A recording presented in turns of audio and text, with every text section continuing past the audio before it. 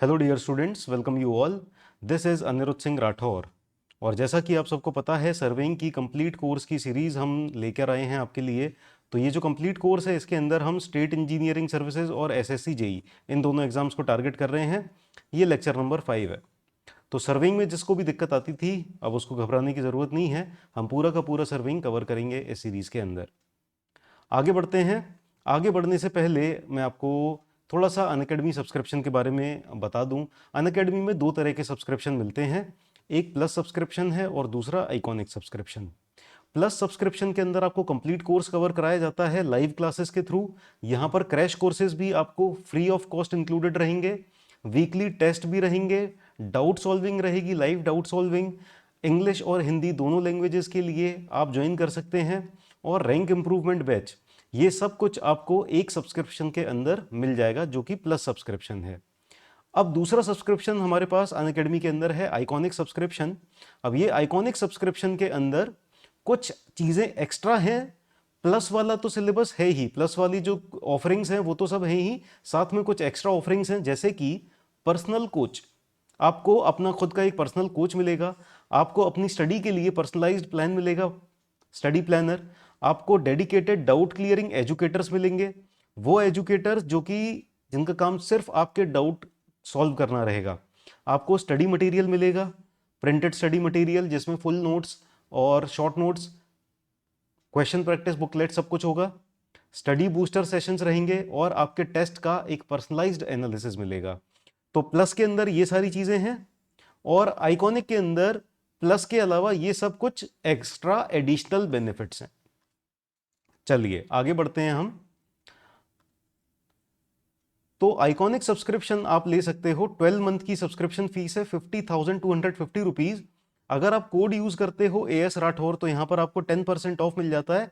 आपको 45,225 में पड़ जाएगा। वहीं अगर आप 2 साल की फीस लोगे, 2 साल का सब्सक्रिप्शन लोगे, तो आपको 74,000 फीस से घट के 10% ऑफ होने के बाद आपको 66,600 का मिल जाएगा। ठीक है। अगर आपको प्लस सब्सक्रिप्शन चाहिए, तो प्लस सब्सक्रिप्शन में बहुत सारे ऑप्शंस हैं। 30,250 ये 12 मंथ का है। 38,500 ये 18 मंथ का है। 44,000 ये 24 मंथ का है। आप सेम कोड यूज कर सकते हो AS राठौर, 10% ऑफ यहां पर भी मिल जाएगा। और ये रिस्पेक्टिव प्राइसेस हो जाएंगी 1 ईयर के लिए, 1.5 ईयर्स के लिए और 2 ईयर्स के सब्सक्रिप्शन के लिए। चलिए इसी के साथ हम अपना सेशन स्टार्ट करते हैं।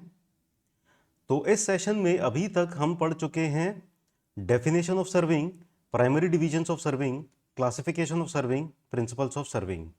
ये सारा कुछ हम पढ़ चुके हैं ऑलरेडी। स्केल्स भी हम आधा कवर कर चुके हैं। हमने प्लेन स्केल और डायगोनल स्केल कवर कर लिया है। अब हम इस क्लास में पढ़ेंगे वर्नियर स्केल्स। वर्नियर स्केल्स और स्केल के अंदर जो एरर्स आते हैं वो। ठीक है, तो आज के क्लास में vernier scales and errors in scales, ये दो टॉपिक्स कवर करेंगे। चलिए शुरू करते हैं। Vernier scale. तो वर्नियर स्केल क्या होता है? आपने शायद स्कूल्स में इस तरह का डिवाइस देखा होगा, वर्नियर स्केल। इन्हें वर्नियर कैलिपर भी कहते हैं। तो वर्नियर स्केल एक डिवाइस है जो कि fractional part of one of the smallest division of main scale calculate कर सकता है। तो यहां पर जैसे मेन स्केल है, ठीक है, ये जो स्केल होती है this is called as main scale, और इसके ऊपर ये वाला जो पार्ट है इसे कहते हैं हम वर्नियर। तो ये वर्नियर वाला जो पार्ट होता है ये मेन स्केल के ऊपर स्लाइड करता है। और वर्नियर के जो डिवीजन्स होते हैं वो मेन स्केल के डिवीजन से या तो बहुत थोड़ा सा छोटे होते हैं या थोड़ा सा बड़े होते हैं। ठीक है, इनमें मामूली सा डिफरेंस होता है इनकी लेंथ के अंदर। ठीक है, तो मेन स्केल हमारा ये वाला हो गया जिस पर ये वाली रीडिंग्स बनी हुई हैं, इधर इधर पे आप देख सकते हो। और वर्नियर स्केल ये है यहां पर।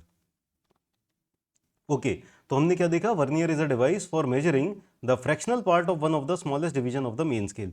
तो मेन स्केल की खुद की अगर लीस्ट काउंट देखी जाए तो 1 mm है यहाँ पर अप्रोक्स। ये वाली जो मेन स्केल है, इस पर्टिकुलर मेन स्केल की स्मॉलेस्ट रीडिंग है 1 mm।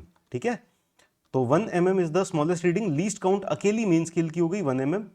और अगर इसके साथ हम वर्नियर भी अटैच कर दें तो वर्नियर के साथ मिलके ये 1 mm का भी फ्रैक्शनल पार्ट यानी 1/10 mm यानी 0.1 mm तक मेजर कर सकते हैं हम इससे। ओके, तो कैसे मेजर करते हैं ये हम थोड़ी देर बाद देखेंगे। तो लीस्ट काउंट वर्नियर स्केल की क्या होती है, ये जो टोटल पूरा का पूरा वर्नियर है इन दोनों के कॉम्बिनेशन की, इसकी लीस्ट काउंट होती है difference between the smallest division on the main scale and the smallest division on the vernier scale. Okay, तो देखो देखो जैसे कि मान लो मैं थोड़ा सा फिगर बना रहा हूं, थोड़ा सा एग्जेजरेट करके, थोड़ा सा बड़ा करके। मान लो ये स्मॉलेस्ट डिवीजन है मेन स्केल की, ठीक है, इसका डिस्टेंस हमने मान लिया s, और ये स्मॉलेस्ट डिवीजन है वर्नियर स्केल की। अब वर्नियर स्केल की जो डिवीजन होती है वो मेन स्केल के बराबर नहीं होती, मेन स्केल से या तो थोड़ा सा कम होगी, थोड़ा सा छोटी होगी, या थोड़ा सा ज्यादा होगी। तो यहां पर मैं वर्नियर स्केल की डिवीजन बना रहा हूं, मान लेते हैं वर्नियर स्केल की डिवीजन थोड़ी सी ज्यादा बड़ी है।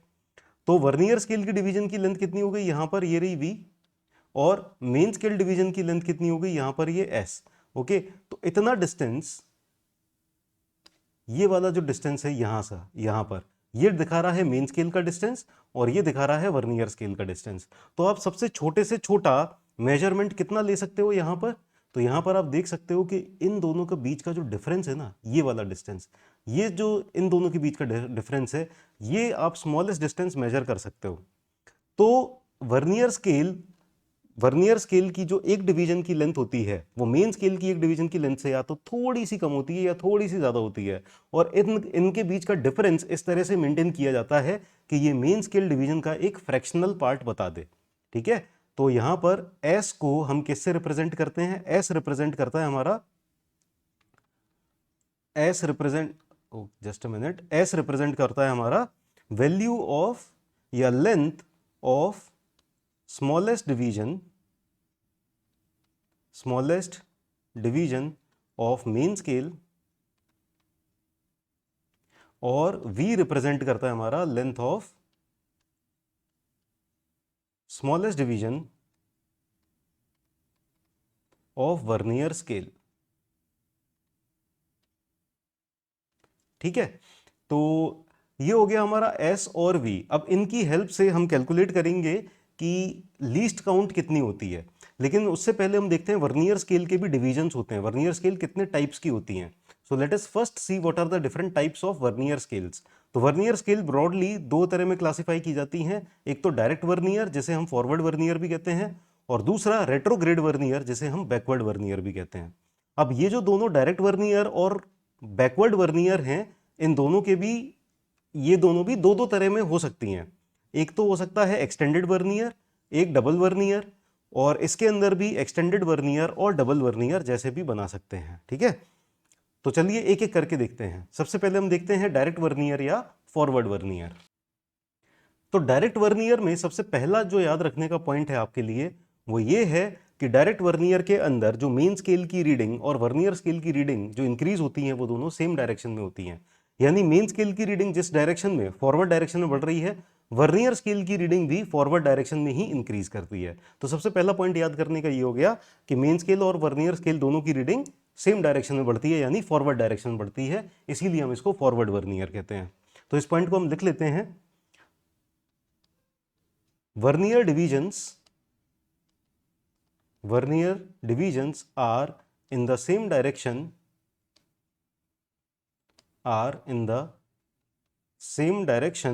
as main scale divisions,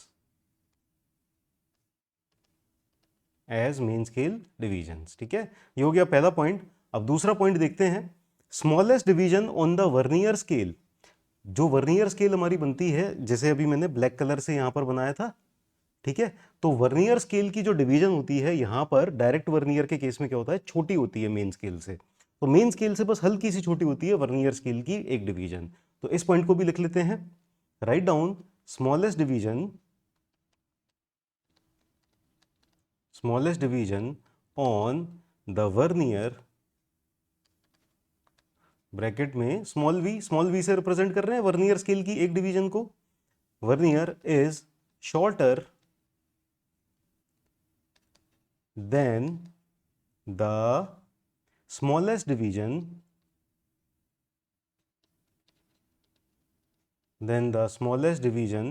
on the main scale।